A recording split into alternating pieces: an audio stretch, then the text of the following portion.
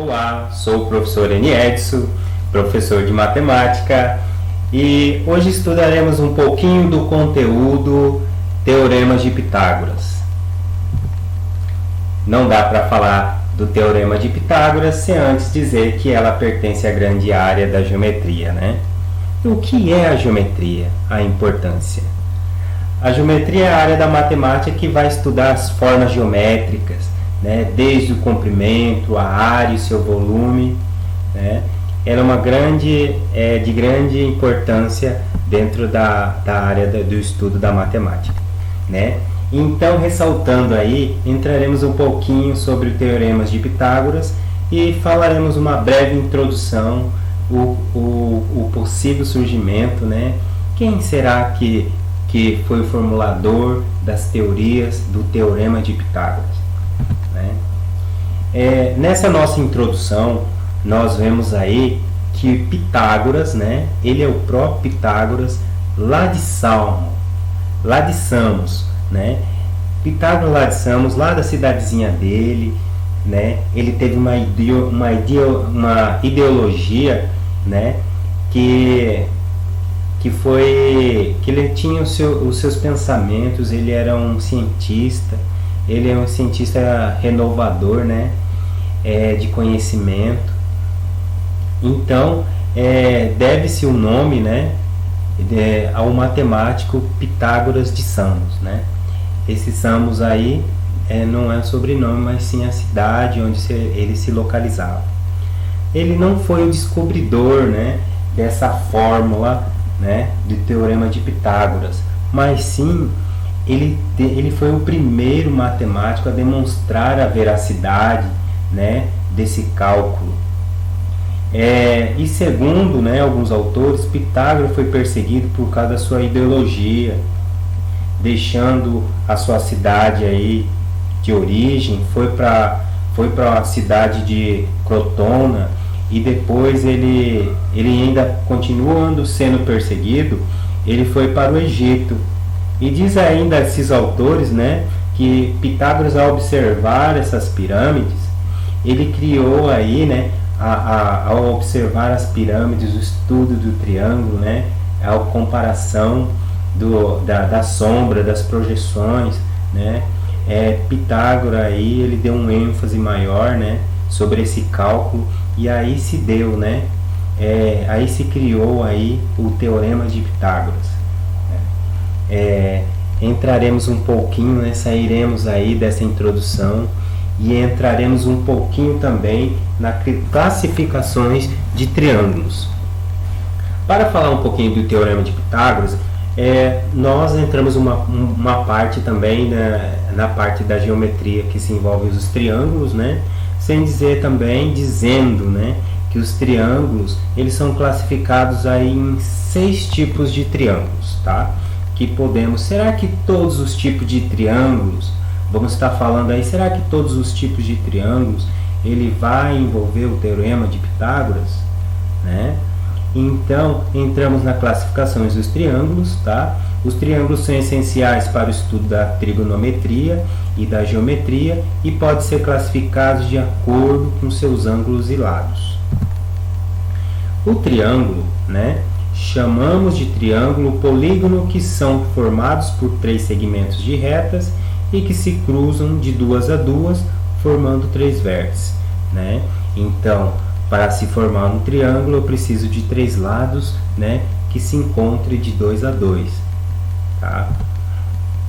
Então, entrando nessa classificação de triângulos, né, podemos observar que os triângulos eles têm aí 6 tipos de classificações. Tá? Entrando numa delas, triângulo equiláteros, né? Você pode observar que o triângulo equilátero ele possui os 3 lados idênticos, ou os 3 lados são congruentes, tá? Então, esse tipo de triângulo, tá, não pode ser utilizado o cálculo do Teorema de Pitágoras também. Triângulo isósceles, tá? Para nós estudarmos o triângulo isósceles, nós precisamos perceber que triângulos isósceles eles têm que possuir 2 lados iguais, né, e um diferente, tá? Por isso vem esse ISO 2, tá? A classificação do triângulo isósceles se dá por meio da presente característica de dois lados com a mesma medida, apresentando, portanto, dois dos três lados exatamente iguais, tá? Dos três lados, dois precisam ser iguais, ser congruentes, tá? E entramos também aí no triângulo escaleno, né? O triângulo escaleno, por sua vez, são os que apresentam um dos lados de uma medida são diferentes uma da outra, tá? Todos os lados do triângulo escaleno são diferentes, tá? Uma maior, menor, né? Ela nunca vai ser igual. Então, refletindo, voltando lá, o equilátero são três lados iguais, o isósceles são dois lados iguais e o escaleno são três lados diferentes, totalmente, tá? E entramos de novo na nossa parte, o que é teorema de Pitágoras. Tá? O teorema de Pitágoras é uma expressão matemática que relaciona os lados de um triângulo retângulo conhecido como hipotenusas e catetos. Vamos estudar um pouquinho e conhecer o que é uma hipotenusa, o que é um cateto, tá? Então vamos lá. Esse teorema de Pitágoras, né? Esse teorema não é válido para triângulos como, olha só, vimos três classificações e agora vamos entrar em outras classificações também, tá? Triângulos acutângulos. Os triângulos acutângulos, eles vão envolver em todos os seus lados, em todas as suas aberturas, ângulos, medidas menores que 90 graus, tá? Então, triângulos acutângulos apresentarão, né, aberturas menores do que 90 graus. Você pode ver aí, ó, olha a abertura, 40, 60, 80, são exemplos, né, de um triângulo acutângulo. Logo após esse triângulo acutângulo, não podemos, né, utilizar o teorema de Pitágoras para resolver esses cálculos, tá? Há outros tipos, né, de utilização para resolver esse tipo de medidas. Triângulo obtusângulo, tá? Nesse triângulo obtusângulo, um dos lados dele vai ter que ser maior que 90 graus, tá? E os demais podem ser menores. Então, triângulos obtusângulo, né? Um ângulo interno é obtuso, isto é, possui um ângulo com medida maior que 90 graus. Caso quem é o maior dentro desse triângulo é a abertura aí de 120 graus, tá? Teoremas de Pitágoras. Agora vamos entrar na nossa parte de teoremas de Pitágoras e tentar aí conhecer os lados e quem é a hipotenusa, quem é o cateto adjacente, né? Quem é o cateto oposto. Então vamos aí a esse teorema de Pitágoras. Encontramos aí um triângulo, né? E lá no seu centro vemos aí que esse triângulo ele tem um ângulo de 90 graus, tá? O triângulo ele tem um ângulo de 90 graus. O que vai acontecer? A parte maior do triângulo, vamos lá, a parte maior do triângulo ele vai ser chamado de hipotenusa. A parte maior do triângulo é chamada de hipotenusa. A parte, olha só, a parte que vai em oposição à hipotenusa é a parte do cateto oposto, tá? A parte abaixo da hipotenusa, da projeção da sombra da hipotenusa, ela é o cateto adjacente. Então, temos aí, para teoremas de Pitágoras, nós precisamos saber, tá, que existe uma hipotenusa e dois catetos.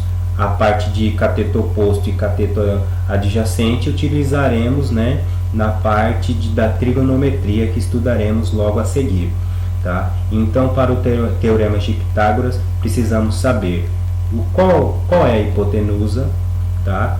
Qual é o meu cateto oposto e qual é o meu cateto adjacente. Trouxe aqui três exemplos para nós determinar e encontrar a nossa hipotenusa, o nosso cateto oposto e nosso adjacente, tá?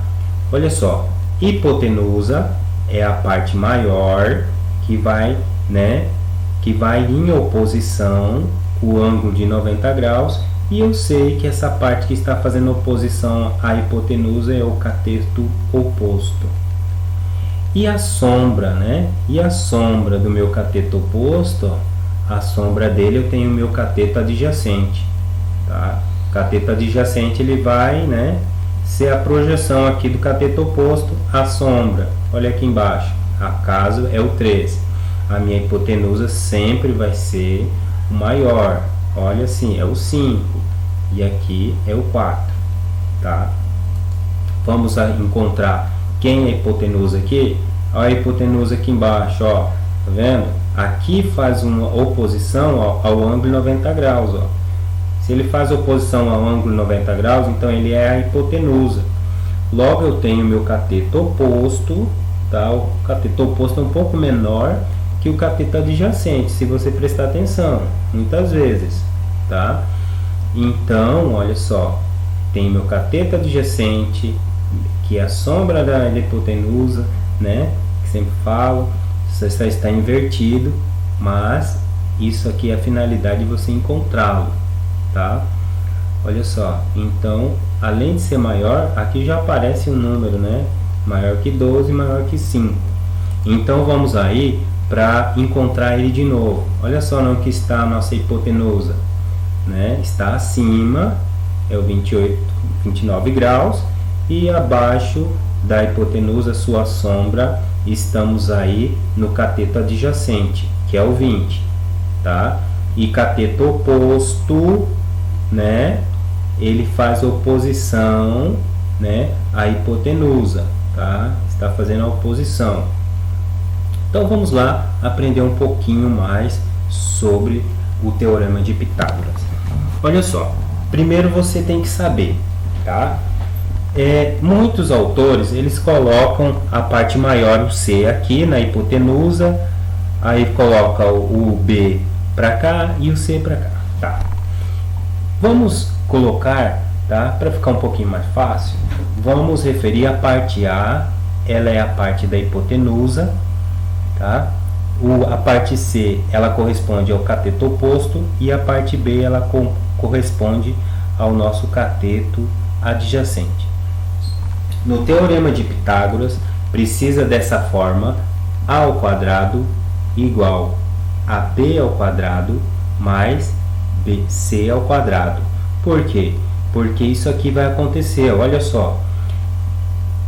A hipotenusa, a soma dos catetos é o valor da hipotenusa. Então nós temos, ó, hipotenusa é igual à soma dos dois catetos, tá? Tudo elevado ao quadrado, tá bom? Olha só, como iremos encontrar, tá? Como que iremos aí utilizar esse teorema de Pitágoras, né, na realização de um exercício triângulo retângulo? Vamos aqui, ó, determinar primeiro quem representa.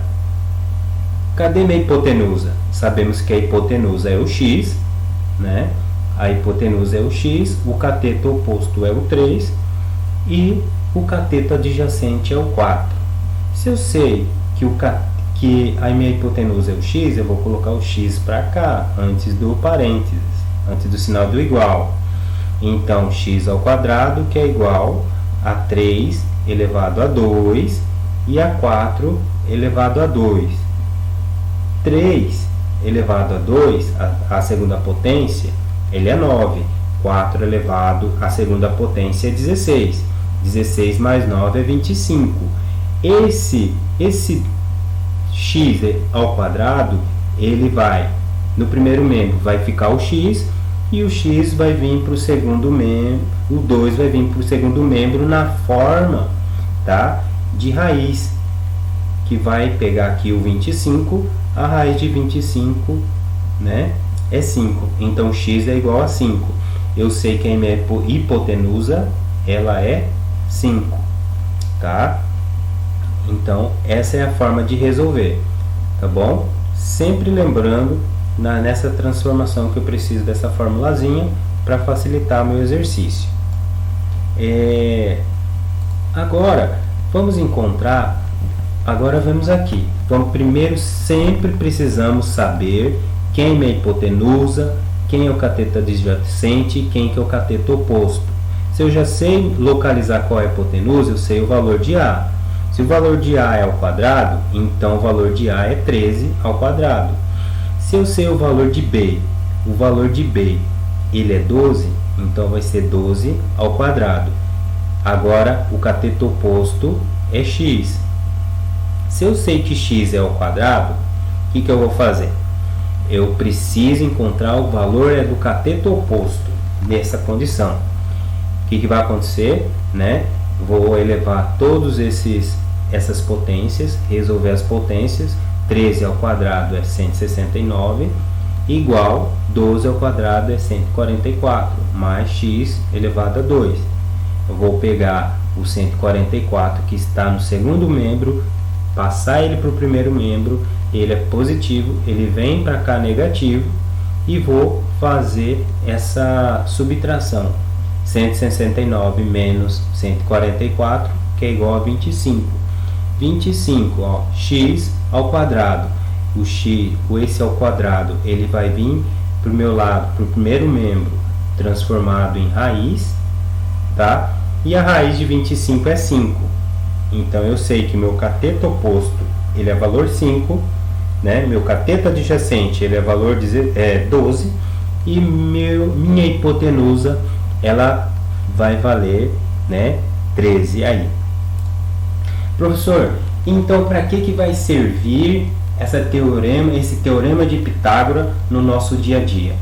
Olha só, o teorema de Pitágoras eu posso utilizar para encontrar os pontos, a projeção de sombras, a projeção, o tamanho, o tamanho aqui de uma escada projetada, num prédio, ou eu posso saber o tamanho da árvore através da sua sombra, tá?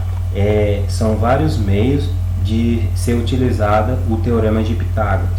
Então, olha só, finalizando o nosso exemplo, cito aí, a figura mostra um edifício que tem 15 metros de alturas e com uma escada colocada de 8 metros de sua base ligada ao topo do edifício. Qual é o comprimento da escada? Se eu tenho um edifício aqui de 15 metros e na sua base, da base da escada, a base aqui do prédio tem 8 metros, eu quero saber o tamanho da escada. Para mim saber o tamanho da escada, eu tenho que identificar quem dessa projeção aqui é o cateto oposto, quem é o adjacente e quem é a hipotenusa, Se a escada é a parte maior, que só na observação eu posso ver que a escada, ela representa a hipotenusa, o que eu vou fazer?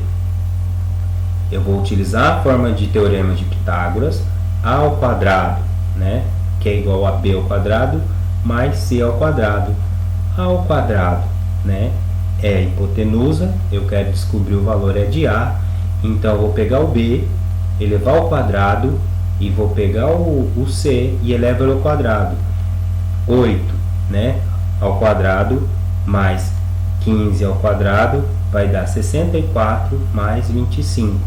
64 mais 25 deu 289,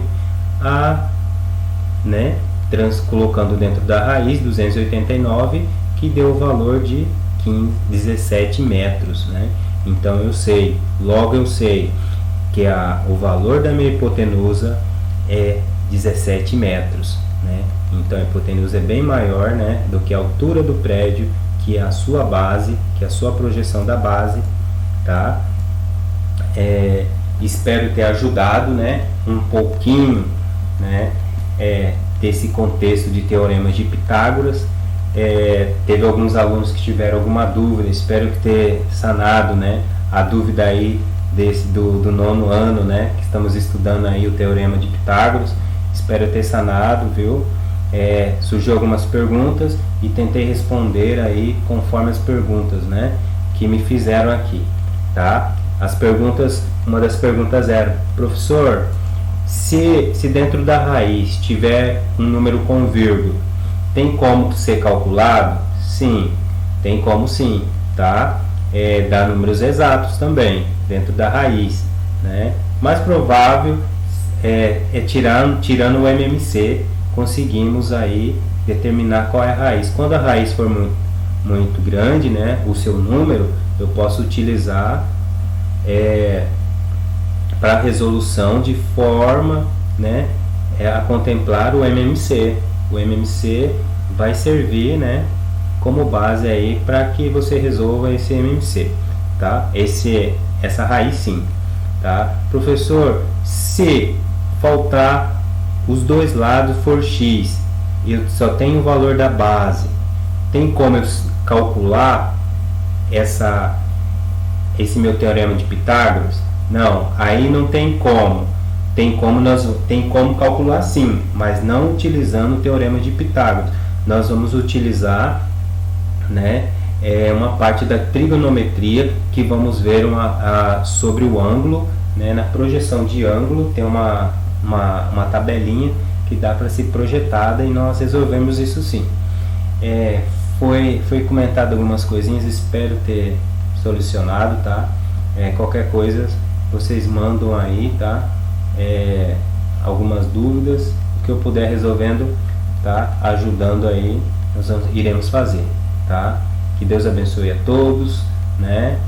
Espero nas próximas aulas ter melhorado um pouquinho mais. E aí tem a parte 2, que vou passar outros tipos de exercício envolvendo teoremas de Pitágoras. Bom, fique com Deus aí.